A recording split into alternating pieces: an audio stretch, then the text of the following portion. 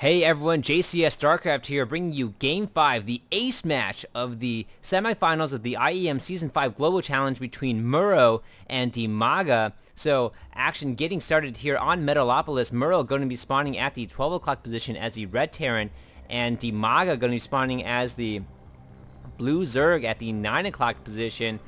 Should be a very interesting matchup. These two, both 2-2 right now. This is the final game in the best of 5. And DIMAGA going to be pushing his Overlord out to scout if his opponent is in the cross position right there. It looks like MorroW has been favoring that Reaper push. And not an early, not an 8-rack Reaper, but just really kind of a mass Reaper strategy. Sometimes it's worked. DIMAGA has done a great job getting speedlings right away. We'll see if he goes with that strategy on Metalopolis again. And just microing those lings, getting the surrounds, and kind of holding off the harassment, allowing him to take his expansion without too much worry. Although on Blistering Sands, MorroW was able to take and the thing is, MorroW basically had that hatchery go down to almost 12 hit points, but DIMAGA was able to save it and ultimately get his revenge on that game. So this game, yes, it looks like early extractor first before the spawning pool for DIMAGA, going to be favoring the speedlings again, and MorroW throwing down a standard 12 racks. Looks like he's going to be going 13 refiners. If that tech lab goes down, we will be seeing those Reapers coming out yet again to do some harass. The Reaper play made famous, I think the source was LZ Gamer. I'm not sure where he got it from, but mass Reapering to hold down the Zerg with the Nitro packs. And a good amount of micro will allow the Terran player to hold off any sort of early expansion by the Zerg player. This map is definitely prone to kiting, as the Reapers have a lot of good places to run. Cliffs pretty close by on both sides, and so we'll see if MorroW's strategy will work this time. And yes, the tech lab is going down here, so we will be seeing. I'm pretty sure we will be seeing the mass Reapers out yet again. Whether or not it's going to be effective is a good question on this particular map. In the last game, on Zelnaga Caverns, if my memory serves me correct, all these games are just a blur now. Reaper is coming out. When is that Nitro? Is that Nitro going to go down as soon as he gets 50 gas? I'm just waiting for that to go down at this point. And now just kind of checking out the base. Both players kind of know exactly what's going to happen at this point. Nothing too different from each particular game. Although MorroW did give up on the Reaper strategy temporarily on the Delta Quadrant, just sent out a single Reaper to psych his opponent out. And Nitro not being researched yet, not entirely sure why. Maybe saving up for something else at this point. Not really. Oh, there we go. Just maybe a little bit late. Maybe he was microing this SCV from getting killed, since the lings are out right now. Speed about halfway done, and the first Reaper is going to come out. Is the first Reaper going to poke around? Might just try to poke around and do a little bit of scouting right now. See if he can pick off anything, although this Queen is going to be ready and waiting for the Reaper right now, and the Reaper has to retreat. Just going to scout around, poke around, see what he can see. The lings are waiting for the speed to upgrade before they really engage. Reaper just taking a random hit from the tentacles, I think those are called tentacles, of the Queen. She's not very happy that they are in there. Reapers, I guess, also could be female. This looks like a pretty masculine face, but I guess they are all males, because if you click on them, they do have a male voice. Unfortunately, female Reapers would be pretty cool. And now the Reapers are going to be scouting around, checking to see if there's any sort of sneaky expansion going on, seeing if DIMAGA is going around doing something really sneaky, but he is not, in fact. So two more racks. There's 3 racks going down, and it looks like MorroW is going to be choking off the front of his base. Smart strategy, considering that these lings are now running across the field. He that single ling, the scouting ling, was able to come in and poke around to see what's going on. Right now MorroW, just jumping a little bit too soon, but able to hold it off now that DIMAGA sees that there is multiple supply depots there. So good move from MorroW to get a hint of what his opponent was about to do. And now just a bunch of Reapers being researched. This game looks like MorroW is going to wait for that critical mass of Reapers. These Reapers trying to pick off pick up one lone Zergling out there on the field, but trying to pick up as much as they can. But MorroW is just going to be waiting until he has a sizable amount, and just going to be throwing another racks down as well. Expansion now going down for DIMAGA. and DIMAGA going to be eventually transitioning over to Mutalisk as soon as he can upgrade safely to that lair.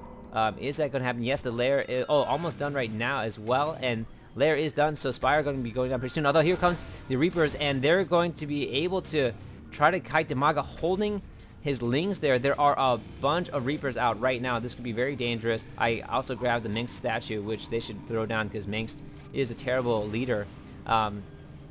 Very selfish indeed. And here come the Reapers kind of regrouping out here and kind of redistributing themselves to not clump so badly, but they just clumped so badly anyways. Now shoving each other around with their really cool nitro jetpack. So now coming in, the Overlords are vomiting, signaling that the lair is complete to MorroW, as well as allowing the Lings trying to get in a surround right now, but looks like the Reapers were able to blast the Lings on the other side, and now just going to be able to kite these Lings.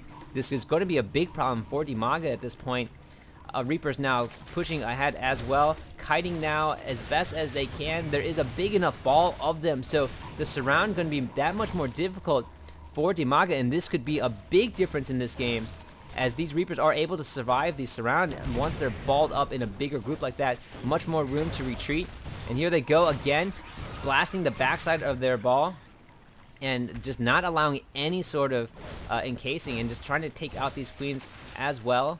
Kiting all day long around. More Reapers coming in to reinforce. Looking at the army at 44 over 36, so it looks like units lost-wise, yes, in this particular game, MorroW is able to minimize the Reaper losses by kind of grouping them up a little bit better than the last game. And it looks like finally the Lings are going to be able to get us. No, they're not going to be get it off. And more Reapers coming down from the cliffs. MorroW now just pushing ahead with these mass Reapers and doing a better job this game in controlling.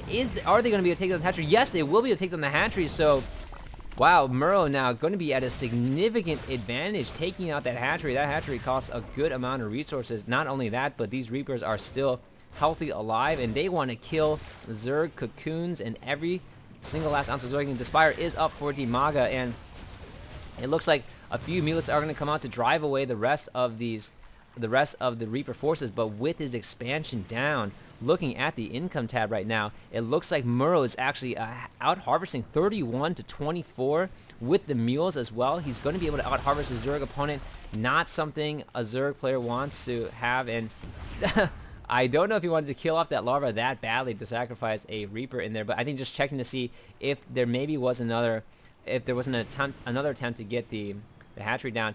Marines already out for MorroW, and looking at the production of Stim being researched, more Marines being pumped out to try to hold off these Mutalisks. Not that many Mutalisks this time for DIMAGA, who has also lost his expansion, unfortunately, and it looks like, a Ghost Academy for MorroW. I have seen Ghost Academies done to kind of counteract Mutalisks. They can snipe like crazy and pop Mutalisks pretty quickly, which is really important to not let them group up. So Baneling's Nest now being thrown down for DIMAGA, and is able to get a decent amount of Mutalisks. Not really, only 6 Mutalisks here, so enough to be annoying, but a single missile turret should be able to hold it off adequately along with the Marines as well. So DIMAGA is trying to poke around, trying to find something to shoot at.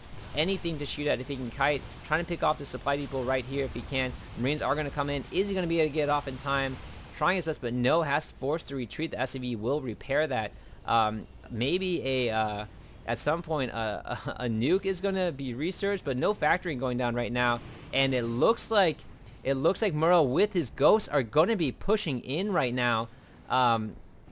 Very curious to see what these ghosts are going to do, but Reapers leading the way. What is going on? Oh, the Mutalisks are coming in. Missile turrets are coming in on both sides, and these Marines will probably get wiped out. A transfer going on, but it looks like the main forces of MorroW are coming in and going to take out this hatchery, even uncontested right now. Just free shots at this hatchery. Going to go down for DIMAGA, unfortunately, and DIMAGA is waiting until he can get enough Banelings to really do some damage here. This is a pretty sizable army. DIMAGA now running in, and it looks like EMP. EMP going down on the Banelings.